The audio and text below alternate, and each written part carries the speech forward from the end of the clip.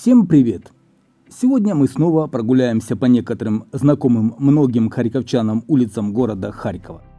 Формат сегодняшнего видео будет несколько иным, чем обычно.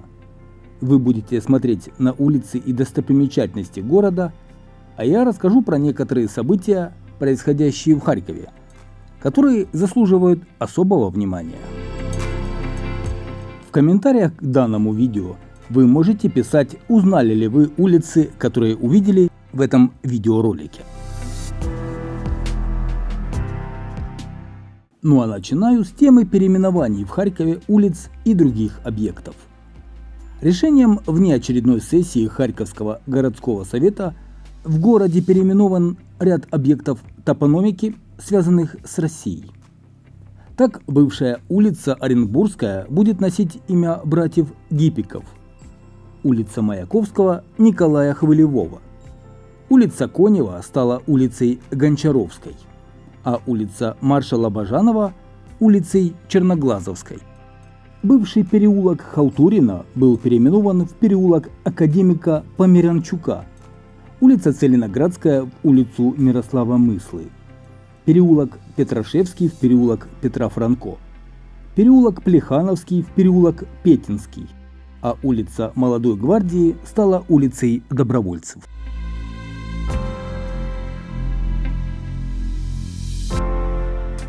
Харьковский городской голова Игорь Терехов отметил, что объекты топонимики, связанные с Российской Федерацией, будут переименовывать и в дальнейшем. Часть улиц мы называем в честь героев, которые погибли, защищая нас и нашу землю, часть в память об украинских деятелях, а другим возвращаем исторические названия, которые изменили в советское время. Шаг за шагом будем идти в этом направлении, подчеркнул мэр Харькова. Уже совсем скоро начнется новый учебный год, где и как будут учиться харьковские школьники. Совет обороны Харьковской области принял решение, что офлайн обучение в Харькове будет проводиться только в учебных заведениях, где есть убежище. Не самое простое укрытие подвального типа, а именно убежище. Детские садики в Харькове работать не будут. В то же время около 30% школьников, в первую очередь младшая школа, будут учиться в метро. 5 высших и 3 профтехнических учебных заведения задекларировали готовность начать офлайн образование. Вот одна из разбомбленных школ города Харькова после российского ракетного удара. Мэр Харькова Игорь Терехов подчеркнул, что главным вопросом в Харькове остается обеспечение безопасности школьников. Будут проводиться встречи с родителями маленьких харьковчан. Будем учитывать желания семей, желание родителей идти или не идти детям в школу. У нас нет возможности, чтобы наши школы могли работать в обычном режиме. Поэтому готовим только сертифицированные укрытия. Рассматриваем разные варианты, чтобы дети хотя бы комбинированно, но учились несколько дней в неделю. Уже сейчас работаем над организацией классов в метрополитене. Это очень сложная работа, потому что есть определенный пассажиропоток, который мы должны сохранить. Кроме того, мы должны оборудовать таким образом класс, чтобы там были выполнены все условия.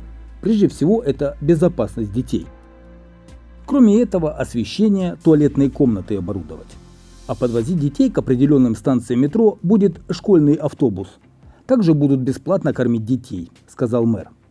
Терехов добавил, что дети будут учиться в метро 3-4 раза в неделю, посменно и по очереди. Он также подчеркнул, что учебный процесс не будет мешать жителям города во время ракетной опасности использовать метрополитен как укрытие.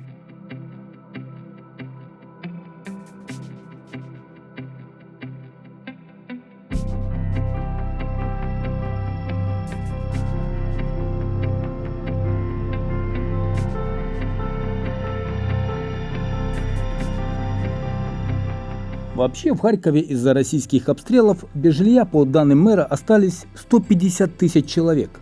Это более 10% от довоенного населения Харькова. Для восстановления жилых домов в городе понадобится 2 года, если, конечно, будут деньги. Параллельно будут восстанавливать инфраструктуру, школы и детские сады. Бомбоубежища будут строить не в жилых домах, а отдельно.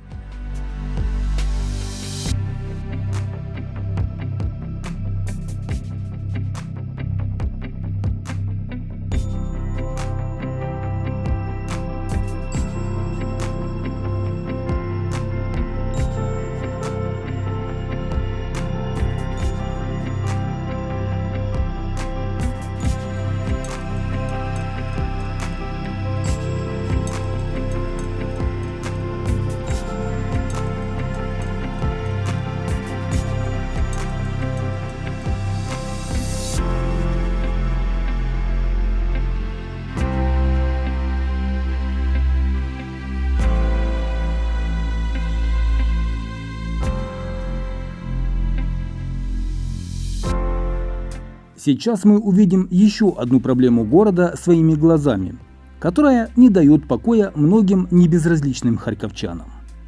Это сосновый бор в Журавлевском гидропарке, который погибает. Уже больше года деревья постепенно усыхают, кора с них шелушится, а стволы падают от малейшего ветра. Когда-то этот лес был любимым местом пикников жителей Салтовки.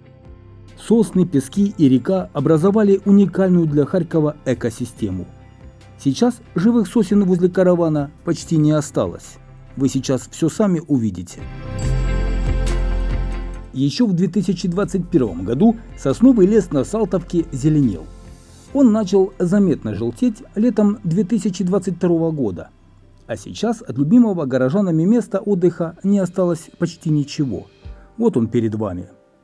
Экоинспекторы уже проводили исследования леса, и выяснилось, что деревья погибли якобы из-за поражения короедом и корневой губкой. В свою очередь представитель Харьков-Зеленстрой рассказал, что деревья на площади в 14,5 гектар надо практически полностью вырубить, а на их место постепенно высадить молодые сосны.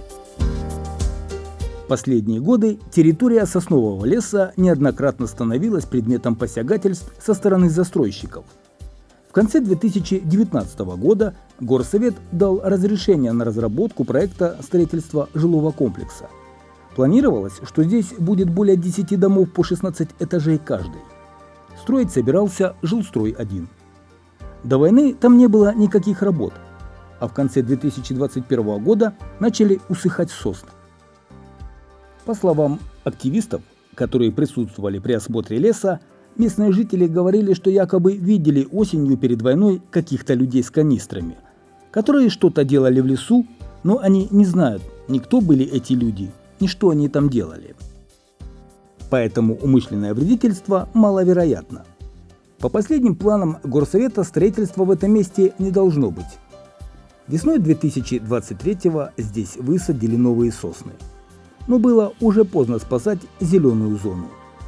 Экологи говорят, что даже молодые деревья вряд ли приживутся, если не провести масштабные мероприятия по обеззараживанию и просеиванию почвы.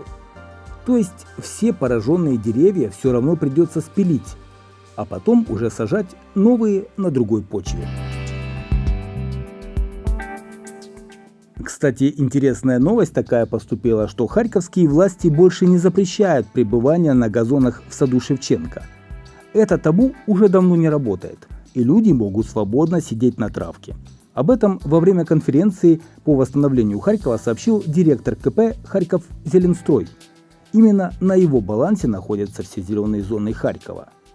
В 2022 году в саду Шевченко планировалось обустроить специальные локации для отдыха на газоне, но из-за войны этого не произошло.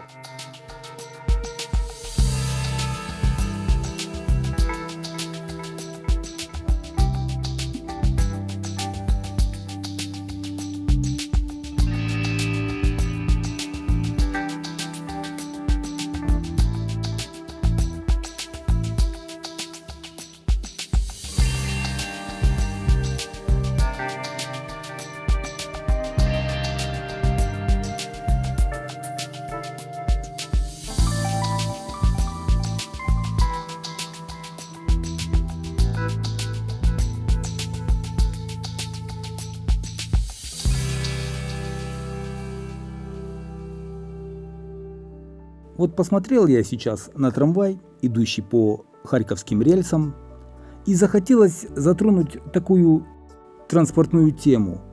Знаете, во время полномасштабной войны Харьков потерял под обстрелами почти все трамвайные депо и половину трамвайных вагонов. Пока в горсовете не планируют восстанавливать трамвайную сеть, покупают электробусы. До войны в Харькове было 4 трамвайных пассажирских депо и 1 грузовое, а сейчас осталось только одно.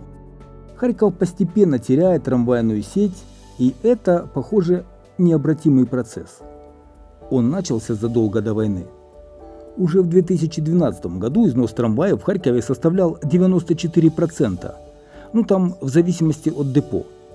И это с учетом того, что накануне Еврочемпионата по футболу в 2012 году парк городского транспорта немного обновили за счет трамваев из Чехии, но погоды они не сделали. Износ фондов просто фантастический. Это все добро нуждалось в замене еще до нынешней войны, а во время войны стало еще хуже.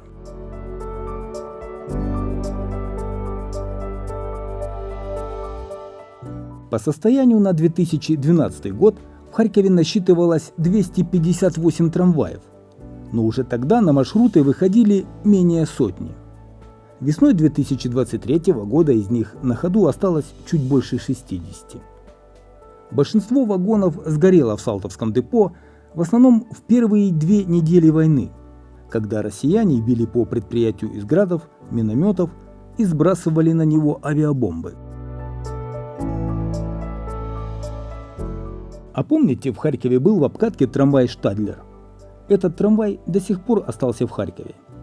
Он пострадал во время обстрелов и не может ездить.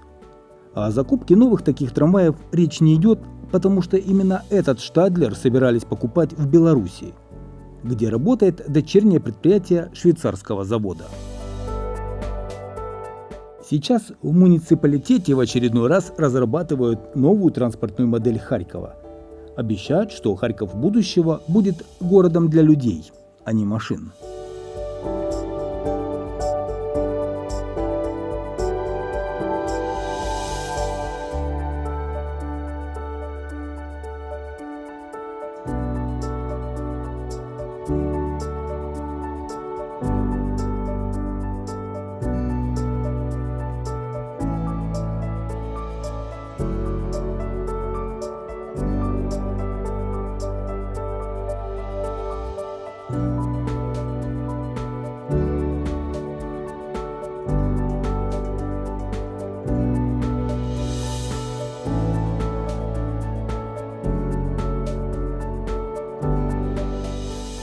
Из приятных новостей стоит отметить, что 9 автобусов МАН прибыли в Харьков с немецкого города-побратима Нюрнберга.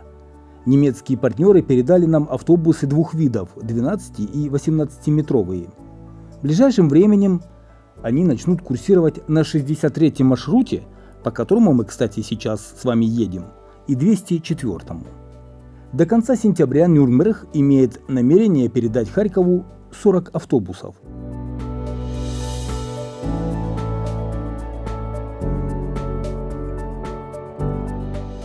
Во время полномасштабного вторжения разной степени повреждения получили 94 автобуса.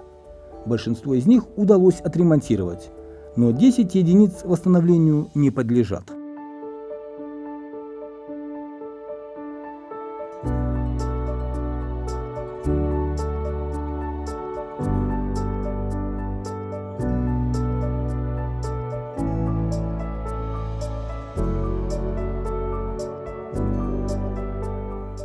А еще Варшава передаст Харькову 2 состава метро. Городской голова Харькова Игорь Терехов провел встречу с вице-мэром польского города-побратима и руководителем Варшавского метрополитена. Передал все ужасы бомбардировок, которые пришлось пережить харьковчанам. И главное, мы начали работу по передаче Харькову 2 подвижных составов метро, отметил он.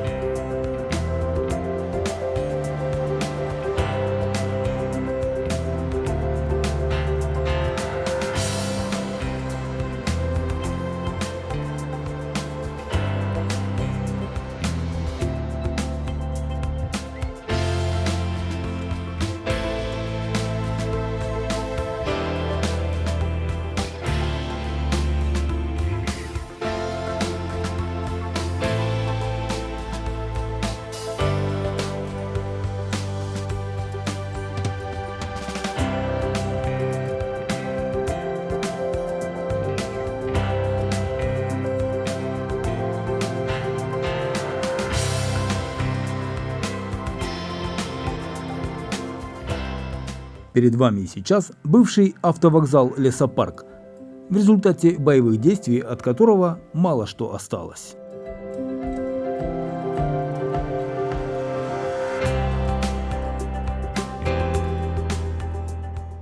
Друзья, я благодарю вас всех за прогулку по городу Харькову вместе со мной. С вами был Алекс Моторный.